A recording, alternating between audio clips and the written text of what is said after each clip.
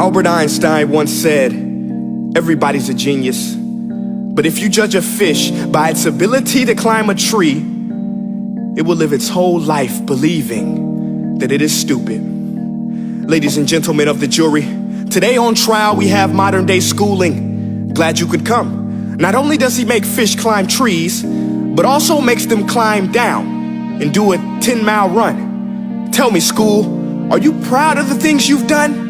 Turning millions of people into robots, do you find that fun? Do you realize how many kids relate to that fish swimming upstream in class, never finding their gifts, thinking they are stupid, believing they are useless? Well, the time has come, no more excuses. I call school to the stand and accuse him of killing creativity, individuality, and being intellectually abusive. He's an ancient institution that has outlived his usage. So, Your Honor, this concludes my opening statement, and if I may present the evidence of my case, I will prove it. Proceed. Exhibit A. Here's a modern day phone. Recognize it? Here's a phone from 150 years ago. Big difference, right? Stay with me. Here's a car from today, and here's a car from 150 years ago. Big difference, right? Well, get this. Here's a classroom of today, and here's a class we used 150 years ago. Now, ain't that a shame? In literally more than a century, nothing has changed. Yet you claim to prepare students for the future?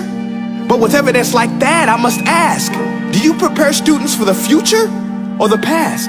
I did a background check on you and let the record show that you were made to train people to work in factories, which explains why you put students in straight rows, nice and neat, tell them sit still, raise your hand if you want to speak, give them a short break to eat, and for 8 hours a day, tell them what to think.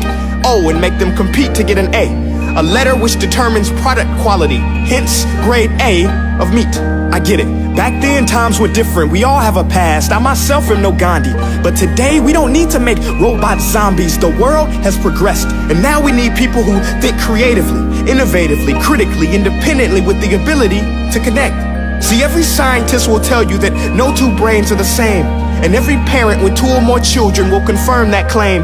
So please explain why you treat students like cookie cutter frames or snapback hats, giving them this one-size-fits-all crap. Watch your language. Sorry, Your Honor, but if a doctor prescribed the exact same medicine to all of his patients, the results will be tragic. So many people would get sick, yet when it comes to school, this is exactly what happens, this educational malpractice, where one teacher stands in front of 20 kids, each one having different strengths, different needs, different gifts, different dreams, and you teach the same thing the same way?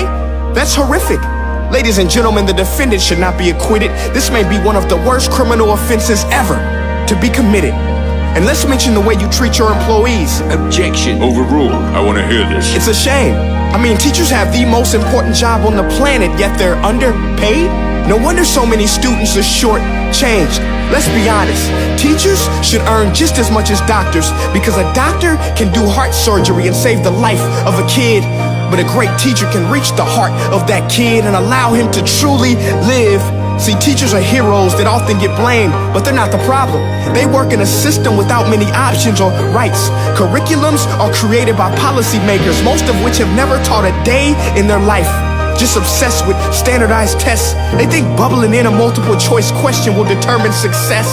That's outlandish.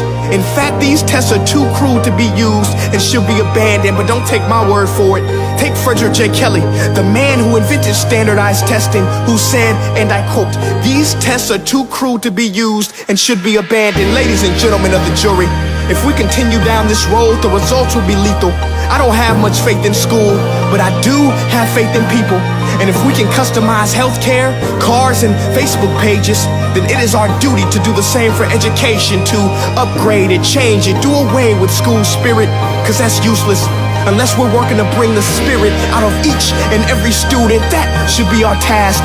No more Common Core. Instead, let's reach the core of every heart in every class. Sure, math is important, but no more than art or dance. Let's give every gift an equal chance. I know this sounds like a dream, but countries like Finland are doing impressive things.